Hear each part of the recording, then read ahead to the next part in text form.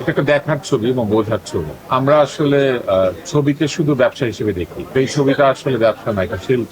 আমি তো ওর আগের ছবিটাও দেখেছি, আগের ছবিটা দুইবার দেখেছিলাম, এই ছবিটা আজকে প্রথম দেখেছি। তো এই ছবিটা দেখার পর আমার মনে হয়েছে এই ছবিটার বোঝার অনেক জায়গা আছে। এই ছবিটা আসলে অনেকগুলি অনেকগুলি কথার একটা সমষ্টি, এবং এই ছবির মধ্যে যারা আছেন আমরা আসলে যে জীবনটাকে বোঝার যাতে চেষ্টা করি সেই কথাটা পরিচালক বলার চেষ্টা করেছেন এই ছবির মধ্যে। গল্প বলার মধ্যে দিয়ে উনি আসলে অনেকগুলি কথা আমাদের সামনে তুলে ধরেছেন। এখানে আসলে ছবিটা শুধু দেখার জায়গা নাই, একটা বোঝার জায়গা আছে। ওই ছবিটার মধ্যে অনেক বেদনা আছে, অনেক অন্ধকার আছে, আবার অনেক আশার জায়গা আছে, আলো আছে।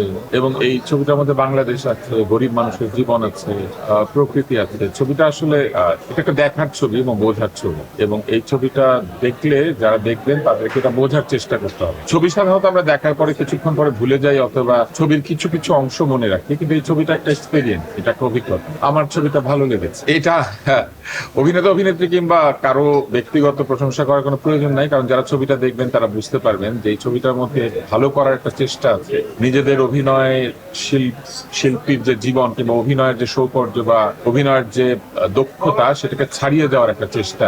এই ছবিটার মধ্যে আসলে যারা ছিলেন তারা এই ছবিটাকে ভালোবেসে অভিনয় করেছেন বলে আমার মনে হচ্ছে, কারণ এই ছবিটাতে অভিনয় করা বেশ কঠিন বিষয়। এই ছবিটার মধ্যে যারা ছিলেন তারা আসলে যথেষ্ট কষ্ট করেছেন অভিনয় করার, এবং চেষ্টা করেছেন, পরিশ্রম করেছেন, নিজেকে পরিবর্তন করার চেষ্টা করেছেন। আমার কাছে এই বিষয়টা ভালো লেগেছে, কেননা আমরা আসলে ছবিকে শুধু ব্যবসা হিসেবে দেখি, এই ছবিটা আসলে ব্যবসা না, এটা শিল্প।